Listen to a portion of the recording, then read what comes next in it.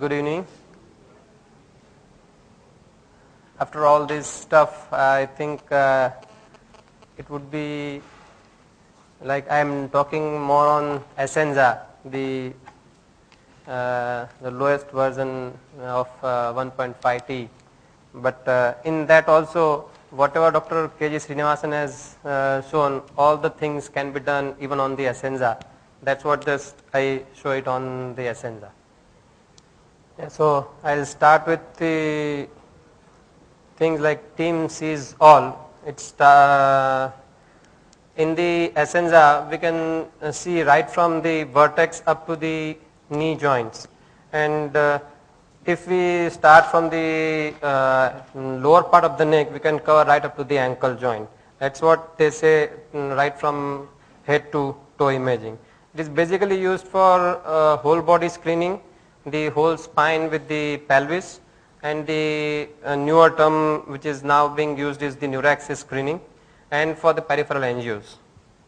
We had done few cases of whole body imaging, especially just for a screening purpose of the NRIs, but we can do it for the metastasis also, and for the spine, as Dr. K.G. Srinivasan has shown, all for the disc infection, metastasis, trauma, neuraxis screening, and for the long bones and peripherals. In the body imaging, that's what I just wanted to show it, that we can cover right from the vertex up to the knee joint, and we can see clearly all the things, but only thing is the slice thicknesses are slightly on the higher range.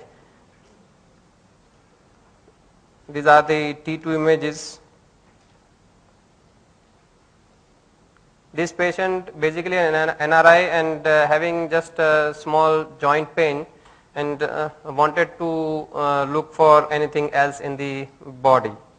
This is absolutely a normal study.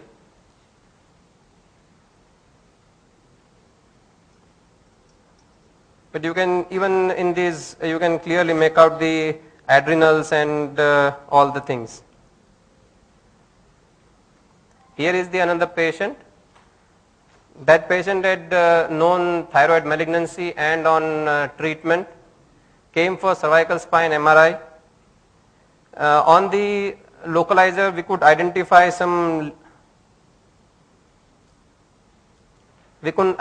the lesion on the left side of the chest wall. So we had covered the stir coronal up to the posterior part, and we could see some soft tissue lesion. And here you can see that it is a metastasis including involving the muscle. So after that, I had gone into the literature and see that papillary carcinoma of the thyroid, it is one thing which can show us a soft tissue metastasis, and for that either a thyroid scan or a whole body scan for the whole body MR scan can be useful to detect even the smaller metastasis. Here is the patient. You can see the left thyroid.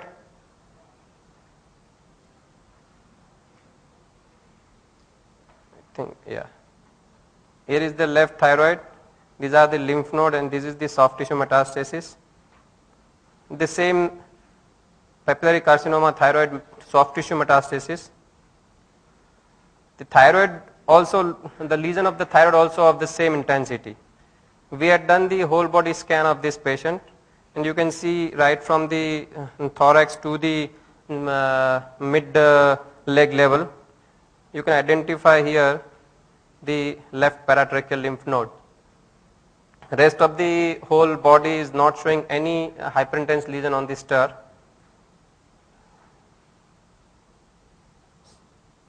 So this is basically for metastatic screening. Then for the spine, we can do the whole spine even on the Essenza, and within 6 minutes the study and the whole spine is over. For infection, yes, it is ideal to take the entire spine. We can see the C2-3 lesion.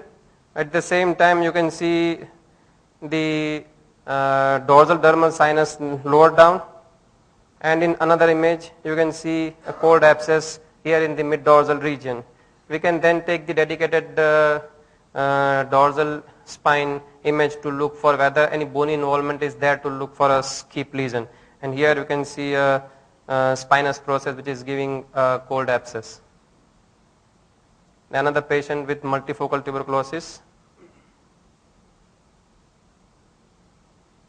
Another patient, solitary collapse, but at the same time here we can see some altered signal in the lumbar region. Here also we are identifying some lumbar abnormality.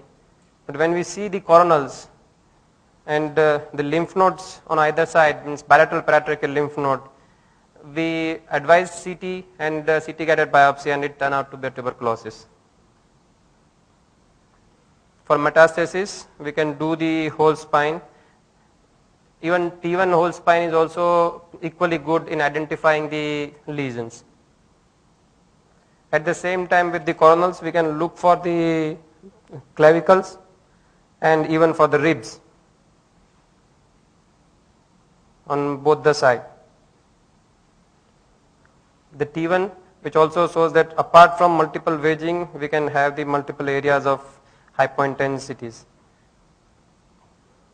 In this patient, lumbar spine showing multiple metastases, coronal imaging showing some abnormality in the abdomen also. So we had covered the abdomen in the axials, and we could see that there is a left adrenal metastasis. This patient,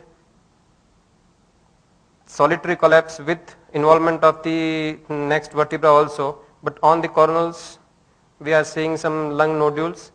Patient known as CA breast. So it clarifies that it is a metastasis with lung metastasis. Another patient, same as Dr. Srinivasan has shown.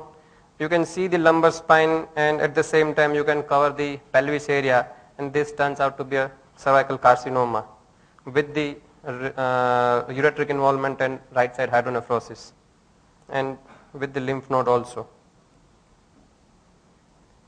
This is the patient who had came for cervicodorsal myelopathy, compressive myelopathy. The whole spine was absolutely normal, but we could identify that there is on this scanogram itself, it was showing that the thyroid seems to be slightly larger. So on coronals we could see the enlarged thyroid, and on the next section we can see there is lesion in the scapula, and in the pelvis scanogram it was showing some lesion in the iliac bone. So we had covered that, so we could see that it is the thyroid lesion with multiple bone lesion. In case of solitary collapse, especially in the young patient with T1 hyperintensity, T2 hyperintensity, T1 hyperintensity with a trabeculated pattern, we look for the plasmacytoma. So we just cover the ribs also to look for any myeloma lesions. This turns out to be a plasmacytoma. In case of spine, the whole spine is absolutely necessary to look for any other areas of involvement. In case of dorsal spine, especially in the young patients, if we nowadays we had made a protocol to do it axial images with the fat suppressed to look for this costovertebral and costotransverse arthropathy. If we can locate these in the dorsal spine axial images, here you can see this costovertebral and costotransverse arthropathy. So immediately we scan the SI joints to look for whether it is a spondyloarthropathy, seronegative, or it's an ankylosing spondylitis. In case of marrow infiltration, here we see T1 hyperintense the entire spine. We screen the pelvis and we could identify some infarcts. This is a case of sickle cell. In Baroda, where I practice, the neurophysicians are nowadays sending us predominantly for the neuraxis screening, followed by the area of involvement scan. So nowadays we do more neuraxis screening. So here we can cover right from the top to bottom. In Chiari malformation, it is always that we have to cover the brain and the spine up to the lower part. Here we have the Chiari and the diastematomyelia. In cases of myelitis, it is always better to cover the spine with the brain to look for an element of ADEM. Here you can identify the cervical spinal cord involvement. The skip lesion is there in the conus, and when we done the brain, it shows that it is an ADEM. In case of MS, it is a routine protocol nowadays everywhere. But with the team, we can cover it in the same with optic nerve, brain, and the spine. And even in the spine, we have to take cervical and the dorsal axials, because sometimes this kind of lesions may not be identified on the sagittal images.